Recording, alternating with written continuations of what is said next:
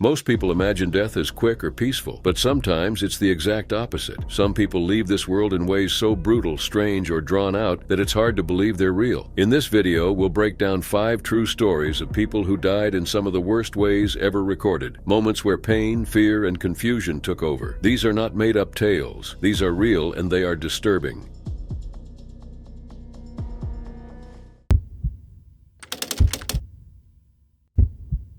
It was March 1st, 2013, in Seffner, Florida, a quiet town near Tampa. Inside the Bush family's modest home, things seemed normal that night. 37-year-old Jeffrey Bush had gone to bed, while his younger brother Jeremy stayed up with his girlfriend Rachel, their 2-year-old daughter Hannah, and 2 other relatives. Jeffrey worked in landscaping for the Department of Transportation. He enjoyed fishing, playing video games, and keeping things to himself, but cared deeply for his family. That night, he lay in bed, unaware that within minutes everything would change. At around 11 p.m., a loud crash shook the house. It sounded like a car accident or an explosion. Jeremy rushed to the sound coming from Jeffrey's room, but when he opened the door, there was no room, no floor, no bed, just a large hole, about 20 feet wide and 20 feet deep. A sinkhole had suddenly opened beneath Jeffrey's bedroom and swallowed him completely. Jeremy could hear his brother's voice calling from deep below. Jeremy didn't hesitate. He jumped in, digging with his bare hands, trying to reach his brother, but the ground kept collapsing. He was soon buried up to his chest in soft dirt. A sheriff's deputy arrived and pulled him out just in time. Rescue teams arrived quickly. Florida is known for sinkholes because of the soft limestone under the ground. When water erodes the rock, the soil can collapse without warning. But this case was different. A person was missing. Crews used cameras and microphones to check the hole. A camera showed that the walls were steep and unstable. It was too dangerous to enter. No sound was picked up. No movement. No sign of Jeffrey. The next day, the ground shifted again. The equipment fell into the hole. Engineers confirmed it was too risky to keep searching. The operation was called off. Jeffrey was gone. That night, Jeremy's family and nearby neighbors were evacuated. Officials declared the property unsafe. The home was demolished. The hole was filled with gravel, 4 truckloads worth. But Jeffrey's body was never found. There was no funeral, just an empty lot behind fences and warning signs. Jeremy struggled with the aftermath of the tragedy. His young daughter often asked about her uncle, and Rachel gently explained that he was in heaven and that he loved her. The loss weighed heavily on Jeremy. The sound of Jeffrey's voice and the haunting helplessness of being unable to save him lingered in his mind. In 2015, the sinkhole reopened despite having been filled. A fence was installed around it. Then in 2023, 10 years after the incident, it opened once more. By then, the property had been vacated and no one was harmed. But for Jeremy, the sight brought all the pain flooding back. There wasn't a day that passed without him thinking of his brother. The sinkhole, he said, was the only place where he could still feel close to him. Experts said this wasn't surprising. Florida has unstable land due to its limestone base. Rain, water pumping, or even heavy soil can trigger a collapse. The county planned to fill the hole again with a water-gravel mix, but that didn't change what had happened. Jeffrey was taken from his bed without warning and never seen again. Since his disappearance, Florida has reported tens of thousands of sinkhole incidents.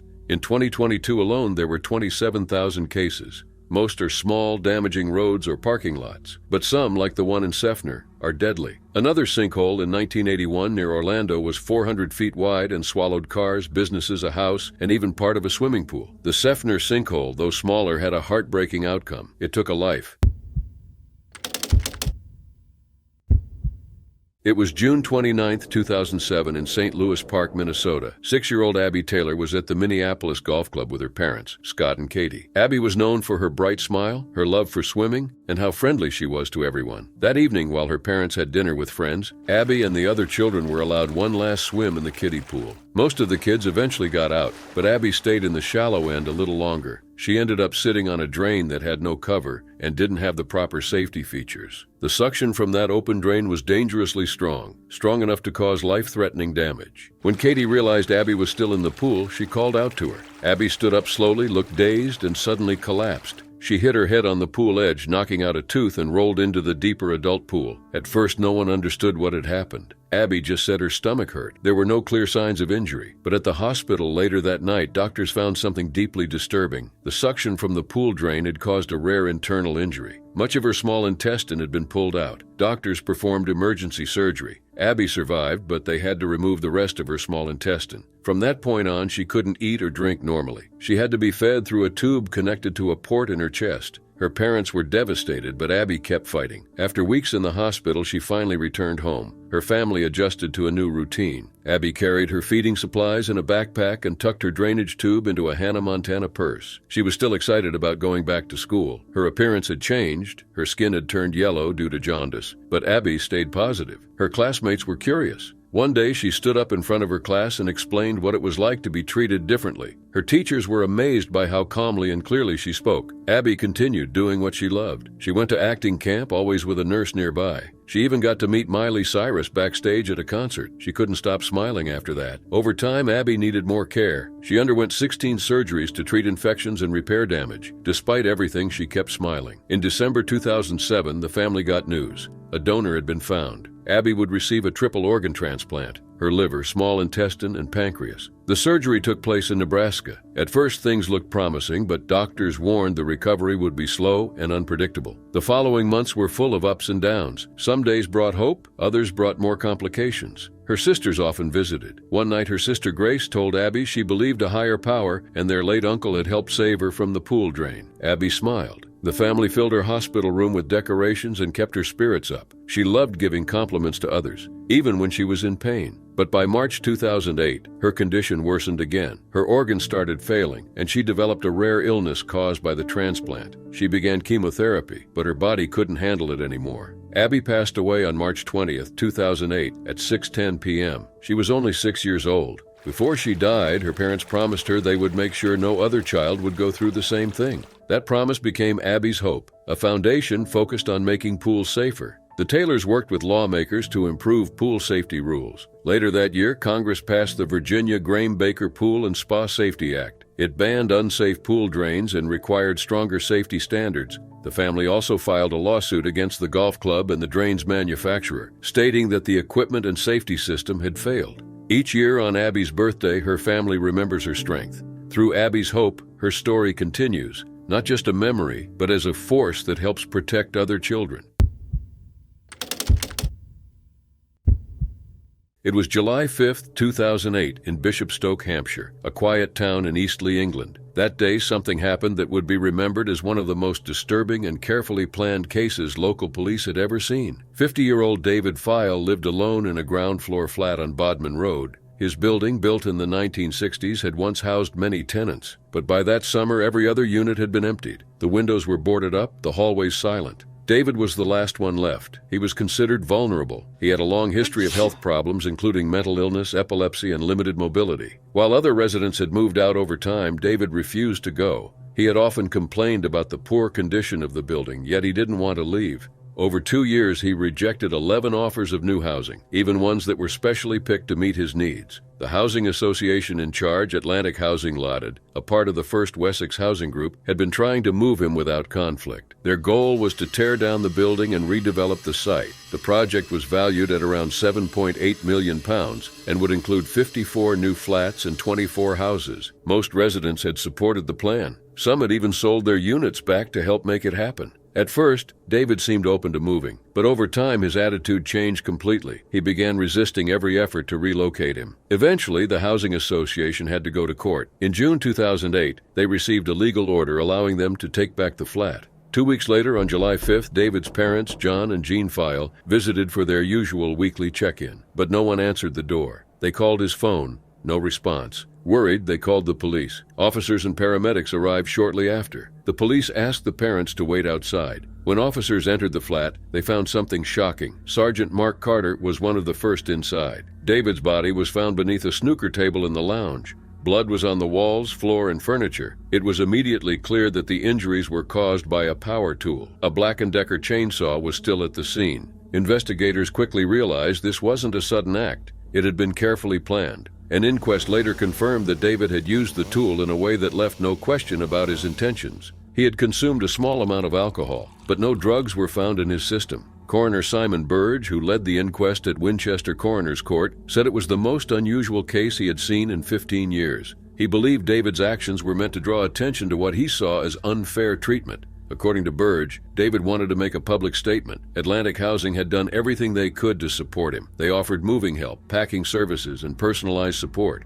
Peter Walters, the chief executive of First Wessex at the time, said they delayed legal action for as long as possible.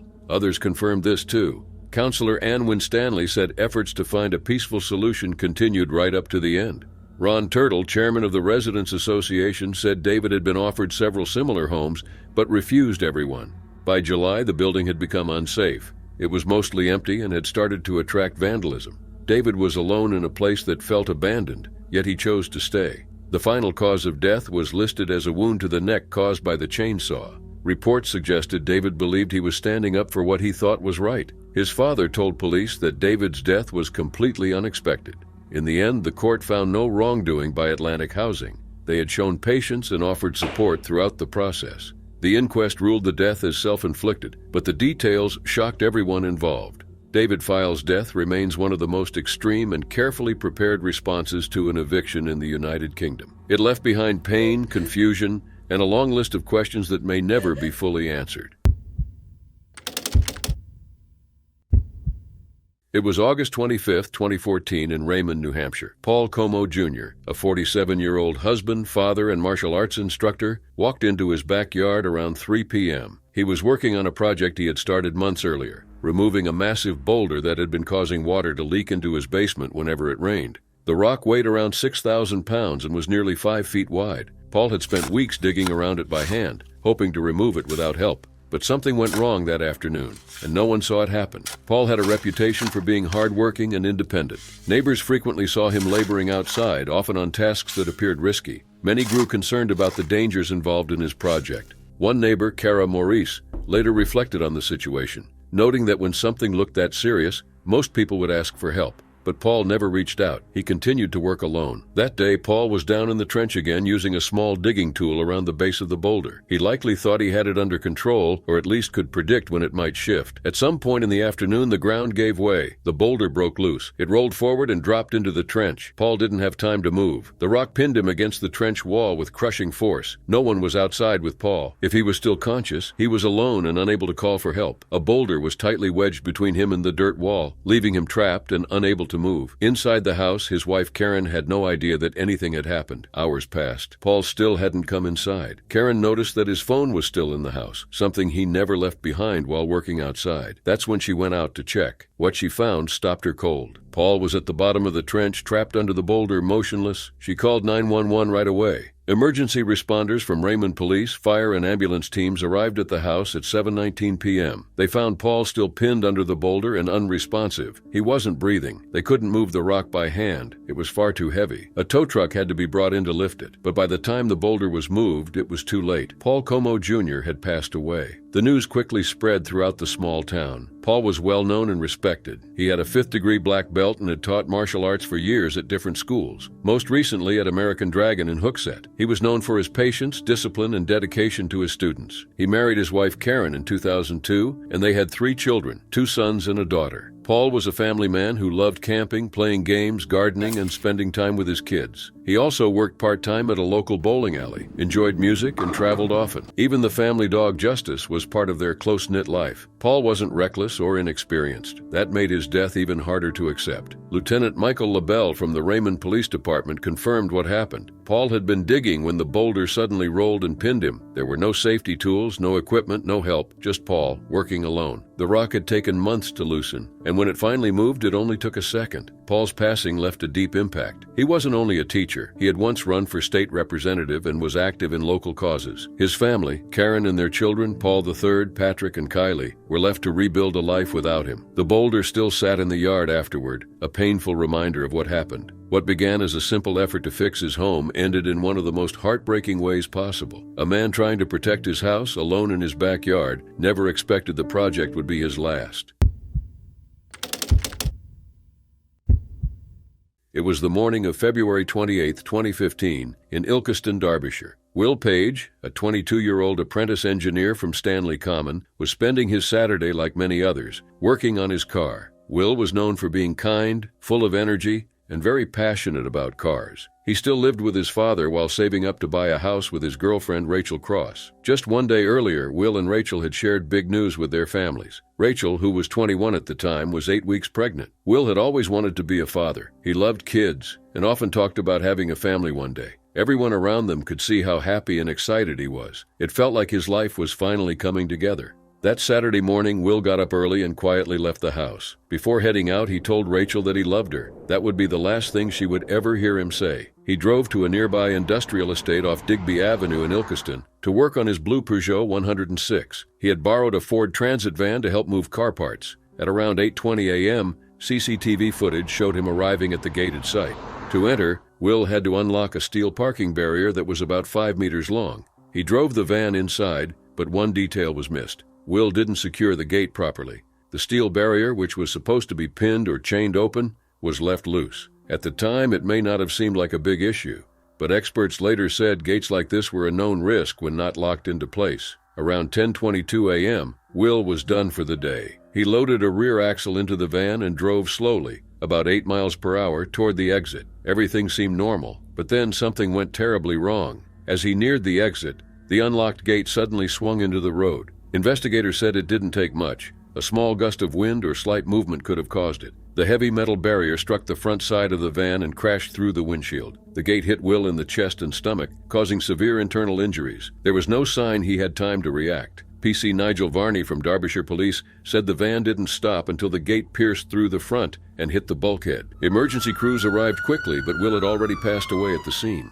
At 11 a.m., Rachel got a phone call from one of Will's friends. At first, she thought it was a joke. Will had a habit of pulling pranks, but this time, it was real. She rushed to the industrial site, hoping for the best. When she arrived, paramedics were performing CPR, but Will was already gone. In the days that followed, the shock hit everyone hard. Just a day earlier, Will had been celebrating the future. Now his family and friends were left trying to understand how something so simple could lead to such a devastating loss. At the inquest, PC Varney confirmed the van was in good condition and Will had been driving slowly. Mechanical expert Michael Goodwin explained the gate should have been pinned open, but the pin wasn't used, and the securing chain was broken, allowing it to swing freely. He noted similar accidents had occurred before, as such gates were known hazards when left unsecured. The jury ruled Will's passing accidental. No one else was at fault. It was a small but deadly mistake, a gate left unsecured. After his death, friends held a memorial drive. About 90 cars drove from Will's home to Wyvern Retail Park, beeping their horns in tribute. Flowers, notes, and children's toys were left at the scene. Rachel later shared an ultrasound image of their baby online. She placed that image inside Will's coffin, a symbol of the life they had created together. She promised to raise the baby in Will's memory. Donations poured in. A fundraising page raised nearly £3,000. Whatever was left after the funeral costs would go to their child. Will had been building a future. One small oversight changed everything. A gate that should have stayed open didn't, and that was all it took.